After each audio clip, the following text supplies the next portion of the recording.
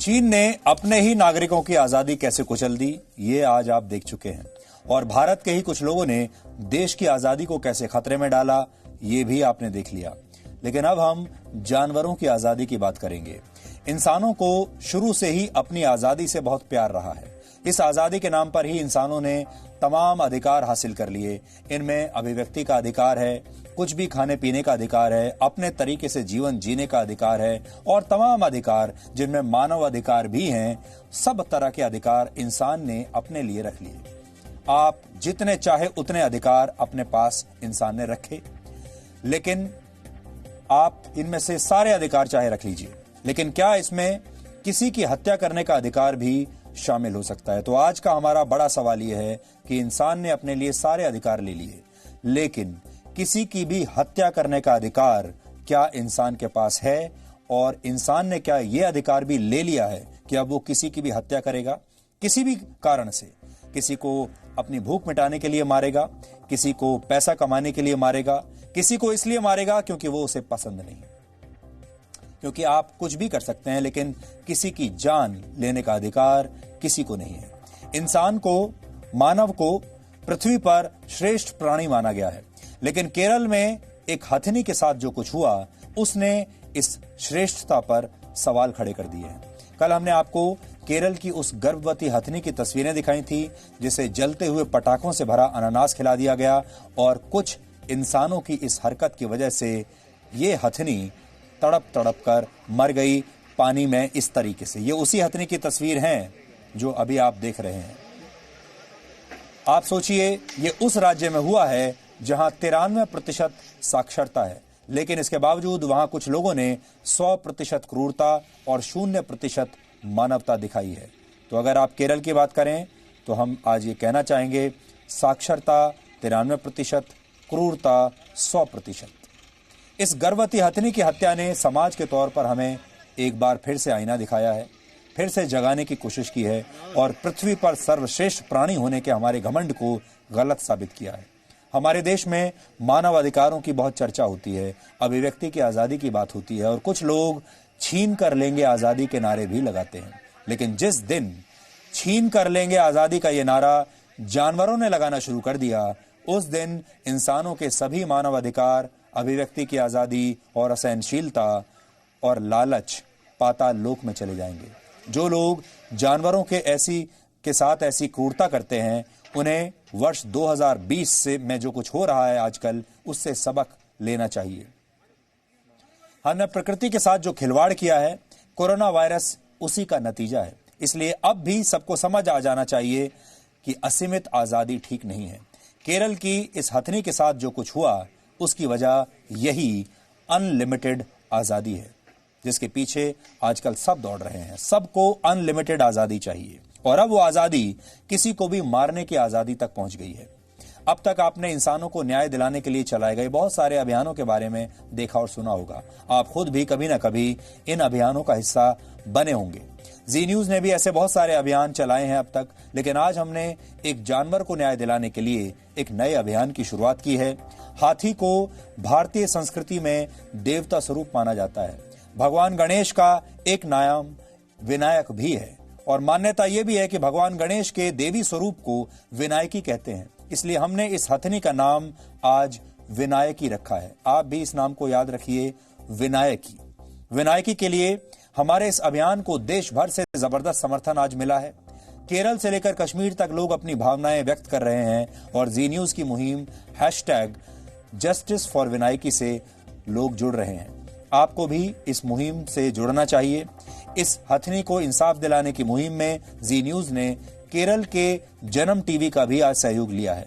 इस साझा मुहिम की वजह से हम इस हथिनी के आखिरी वक्त के कुछ नए वीडियोस आज आपके लिए लेकर आए हैं। हमें कुछ नई तस्वीरें मिली हैं, नए वीडियोस मिले हैं।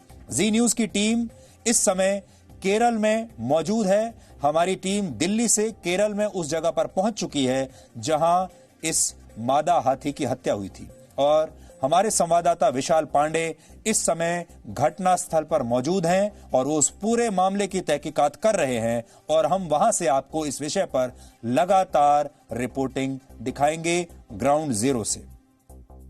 हमारा मकसद यही है कि इस मुहिम को और इस हाथी को हर हाल में इंसाफ मिले। इसकी ऐसी दशा करने वालों को हर हालत में कड़ी से कड़ी सजा मिलनी चाहिए। इन नई तस्वीरों में आप ये देख पाएंगे कि कैसे ये हथनी दर्द से बेचैन है। इसे समझ में नहीं आ रहा कि अपनी जान बचाने के लिए ये क्या करे। आज हम आपको ये पूरी फुल स्क्रीन पर हम ये दिखाना चाहते हैं, आपको ये तस्वीरें। आप देखिए इस हथनी को ध्यान से।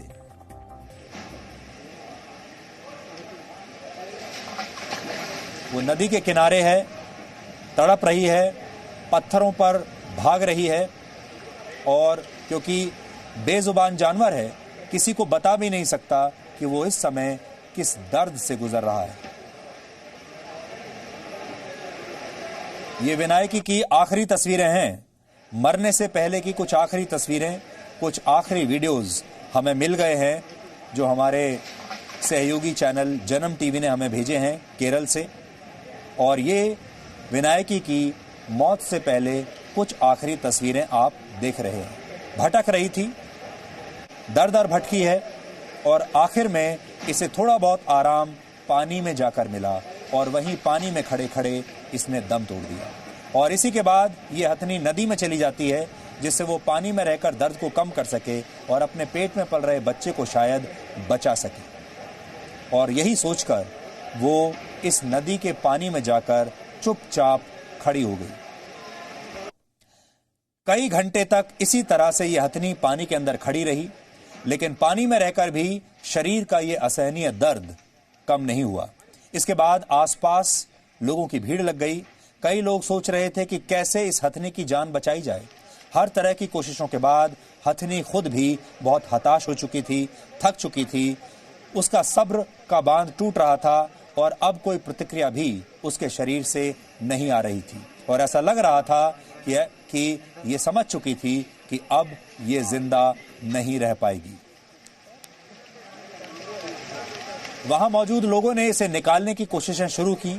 2 हाथियों को पहले बुलाया गया जिससे वो मिलकर इस हथनी को पानी से बाहर खींचकर लाए, लेकिन इस कोशिश का भी कोई फायदा नहीं हुआ। अब वहां मौजूद लोगों ने रस्सी के सहारे इसे बाहर निकालने की कोशिश की, लेकिन ये कोशिश भी कामयाब नहीं हुई। हथनी की हिम्मत पूरी तरह से टूट चुकी थी, लोगों की भी हिम्मत अब टूट चुकी थी और आखिरकार विनायकी ने वहीं पर दम तोड़ दिया। इसके बाद क्रेन बुलाई गई और रस्सी से बांधकर विनायकी को वहां से बाहर निकाला गया। वो तस्वीरें भी आप इस समय देखिए। ये विनायकी का मृत शरीर है और इसे आखिर में क्रेन से बाहर निकाला गया पानी से और अब उसे एक ट्रक में रखा जा रहा है। यानी तमाम कोशिशों के बाद भी विनायकी की जान बची नहीं। और ये कुछ नई तस्वीरें हमें मिली हैं। जब हमारी टीम आज केरल में पहुंची तो हमें ये नए वीडियोस और ये नई तस्वीरें विनायकी की मिली हैं, जो आज हम आपके साथ शेयर करना चाहते हैं, आज हम आपको दिखाना चाहते हैं। उसको विनायकी को बचाने की कैसे कोशिश हो रही हैं, ये वही तस्वीरें हैं जो अभी आपकी स्क्रीन पर हैं, आप देख पा रहे हैं। पहले 2 हाथियों के जरिए विनायकी को बाहर निकालने की कोशिश हुई। जब हाथी भी नहीं निकाल पाए, उसके बाद रस्सी से बांधकर निकालने की कोशिश हुई, वो भी कामयाब नहीं हुई। और उसके बाद जब विनायकी ने अपना दम तोड़ दिया, उसके बाद फिर क्रेन को बुलाया गया। ये जी न्यूज की मुहिम का असर है कि विनायकी की हत्या की जांच के मामले में केरल सरकार ने अब एक स्पेशल इन्वेस्टिगेशन टीम यानी SIT का गठन किया है। SIT की 8 सदस्यीय टीम विनायकी की हत्या की जांच करेगी। इस मामले में पशु क्रूरता कानून और एक्सप्लोसिव एक्ट के तहत मामला दर्ज किया गया है। ये घटना केरल में पलक्कड़ और मल्लपुरम जिले के बीच की है, वहां के बॉर्डर की है। शुरुआती जांच रिपोर्ट में कहा गया है कि विस्फोट की वजह से विनायकी के मुंह पर गहरे घाव हो गए थे, उसके जबड़े टूट गए और इसी वजह से वो कई दिनों से खाना नहीं खा पाई। कई दिनों से भूखे होने की वजह से वो लगातार कमजोर हो गई और वो गर्भवती भी थी। इसलिए दर्द से बेचैन होकर जब वो पानी में चली गई तो बाहर निकल ही नहीं पाई। विनायकी के शरीर के अंदर काफी पानी चला गया था और फेफड़ों ने काम करना बंद कर दिया था। पूरे देश में जब विनायकी की मौत पर गुस्सा दिखा, जब लोगों ने रोष दिखाया, तब केंद्र सरकार ने भी राज्य सरकार से रिपोर्ट मांगी तो एक दिन बाद केरल के मुख्यमंत्री ने अब यह कहा है कि इस मामले में इंसाफ मिलेगा और 3 संदिग्धों की पहचान हुई है, जिसके आधार पर यह जांच अब आगे बढ़ रही है।